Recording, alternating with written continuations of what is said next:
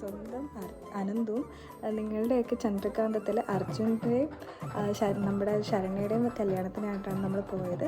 അപ്പോൾ അവരുടെ കല്യാണം രാവിലെ അമ്പലത്തിലൊക്കെ വെച്ചിട്ടായിരുന്നു നടന്നിട്ടുണ്ടായിരുന്നത്. അപ്പോൾ ഞാൻ ആദ്യമായിട്ടാണ് ഇങ്ങനത്തെ ഒരു സെലിബ്രിറ്റി കല്യാണമൊക്കെ കൂടുന്നത്. പക്ഷെ നമ്മുടെ അടുത്ത കസിൻ ആയതുകൊണ്ട് തന്നെ ഭയങ്കര ക്ലോസ്ലി ആയിട്ടുള്ളൊരു കല്യാണം കൂടിയായിരുന്നു. അത് ക്ലോസ് ടു ഹാർട്ടാണ്. അപ്പോൾ നമ്മുടെ കല്യാണം അമ്പലത്തിൽ വെച്ച് കഴിഞ്ഞതിന് ശേഷം രാവിലെ ആയിരുന്നു കേട്ടോ കല്യാണം.